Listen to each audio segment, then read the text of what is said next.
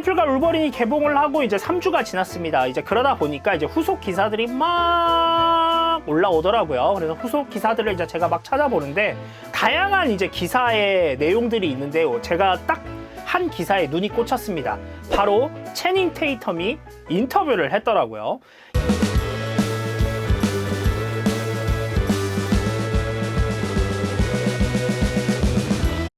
여러분 안녕하세요. 반갑습니다. 롤입니다.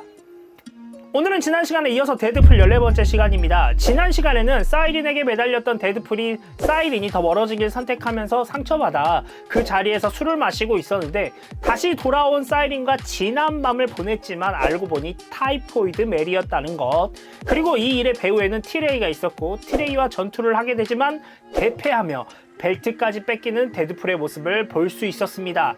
그리고 위즐과 블라인드 R을 더 박스에 가두는 잔인한 데드풀의 모습도 볼 수 있었죠. 오늘 이야기는 데드풀에게 끈덕지게 달라붙었던 LLNL에 대한 이야기입니다. 왜 그들이 데드풀에게 그렇게 끈덕지게 달라붙었는지, 과연 그 뒤에 숨겨진 속셈은 무엇인지 한번 알아보도록 하겠습니다. 그럼 같이 가볼까요? 가자! 티레이와의 전투로 인해 데드풀은 미트라 에언을 받아들일 준비를 마치게 됩니다.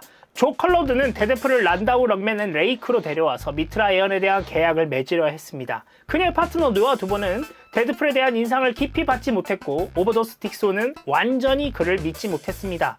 그렇지만 몬티와 LLNL이 고요한 다른 심령사들은 데드풀을 주요 미트라의 후보로 지목했기 때문에 그들은 어쩔 수 없이 함께할 수밖에 없었습니다. 하지만 데드풀의 문제는 그가 단지 빛나는 새로운 직업을 가졌다는 이유만으로 끝난 것은 아니었습니다.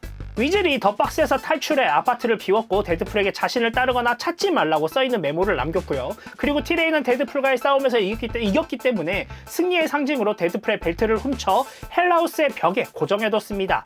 데드풀은 더 이상 그의 옛 용병들의 근거지에서 환영받지 못하는 사람이었죠. 비록 블라인드 R은 데드헛에 남아있었지만 데드풀이 자신을 더 박스에 다시 넣은 것을 용서하지 못했습니다. 복수로서 그녀는 데드풀을 완전한 주인으로, 자신을 완전한 제수로 언급하면서 개인적인 관계를 완전히 끝내버렸습니다. 블라인드 R은 데드풀에게나 그의 농담에 전혀 관여하지 않았고 노예 역할에 최선을 다해 그의 속옷을 빨고 요리하고 청소를 했습니다. 데드풀은 자신이 R을 얼마나 심하게 대했는지 이해했지만 사과할 말을 찾을 수 없었습니다. 데드풀은 자신을 개선시키기 위한 노력을 하기로 하고 그는 임시로 오라클 주식회사의 히어로즈 포 하이어에 고용되었습니다. 데드풀은 히어로즈 포 하이어 멤버들과 실버 세이블의 와일드 팩과 부딪히게 됩니다. 그는 또한 이 전투에서 매드캡이라는 파괴 불가능한 슈퍼 힐러와 처음으로 만나서 싸우기도 했죠. 히어로즈 포 하이어가 모두 쓰러지고 와일드 팩에게 둘러싸이게 되자 텔레포트로 급하게 도망쳤습니다. 그리고 매드캡으로 분장하고 다시 나타난 데드풀은 매드캡을 공격해 쓰러뜨리고 히어로즈 포 하이어 멤버들을 풀어줍니다. 컬로든과 란다우 럭맨 레이크는 계약을 하게 하기 위해 마침내 데드풀에게 미트라 에언이 무엇인지 설명을 해줍니다. LLNL의 심령술사는 몇 년 전 지구상에 전례 없는 평화와 조화의 시대를 가져올 외계인 메시아의 도래를 예언했습니다. 미트라는 외계인의 성공과 이 새로운 시대의 도래에 핵심적인 역할을 할 운명의 히어로였던 것이었죠.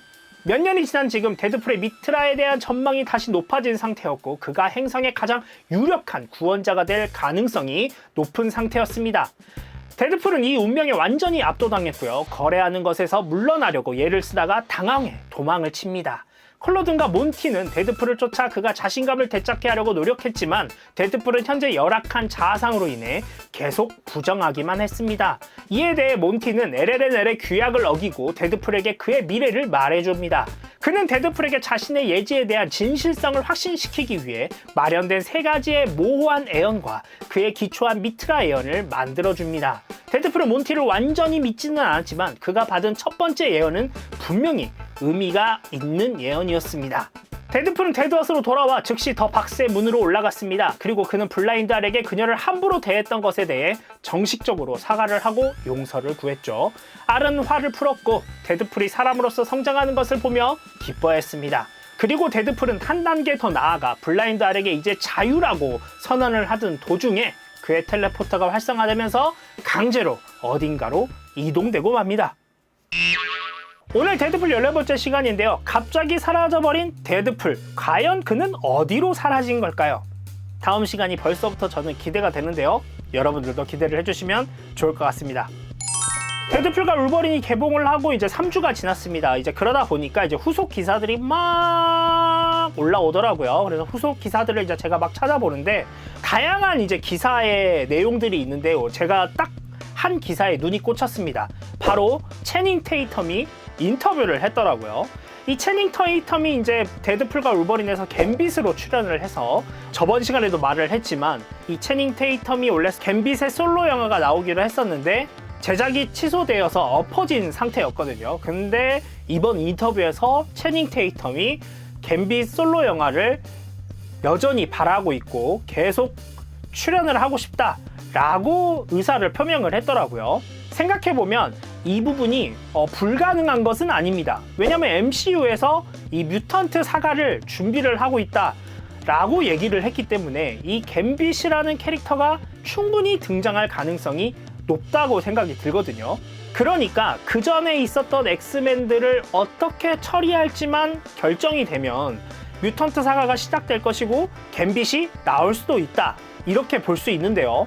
그렇기 때문에 채닝 테이텀이 등장하는 이 갬빗 솔로 영화도 가능성이 있다고 보여집니다. 하지만 하나 이제 문제가 있다면 바로 채닝 테이텀의 나이인데요. 아마 뮤턴트 사가를 시작하면 최소 한 10년 정도는 시간이 필요한데 이 채닝 테이텀의 나이가 벌써 44살입니다.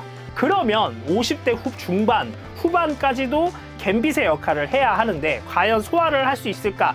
이제 이런 부분들이 MCU한테도 굉장히 큰 고민이 될 것 같아요. 이런 부분들이 잘 조율이 된다면 물론 가능하다고 말할 수도 있겠지만 조금 어려운 부분도 분명히 있다라고 보여지거든요. 그런데 이런 경우도 있겠죠. 채닝 테이텀이 연기하는 갬빗이 뭐 몇 편 나오고 이제 젊은 배우로 바꿔서 갬빗을 앞으로 10년, 뭐 15년 이렇게 가는 방법, 이렇게 생각을 해볼 수도 있을 것 같은데 일단 채닝 테이텀이 갬빗에 대한 열망이 강하기 때문에 이 부분에 대한 조율이 과연 어떻게 될지, 진짜 등장할지 아니면 그냥 루머로 끝이 날지, 이런 것도 사실 좀 궁금합니다. 이제 앞으로 이제 케빈 파이기가 열쇠를 쥐고 있기 때문에 이 채닝 테이텀이 갬빗을 하는 것은 케빈 파이기에게 달려있다 라고 봐도 좋지 않을까라는 생각이 드네요. 오늘 제가 준비한 이야기는 여기까지고요. 다음 주에 데드풀의 이야기를 가지고 다시 돌아오도록 하겠습니다. 제가 늘 여러분들한테 원하는 게 있죠. 구독과 좋아요 눌러주시면 감사하겠고요. 다음 시간에 또 다른 영상으로 찾아오도록 하겠습니다. 여러분 안녕.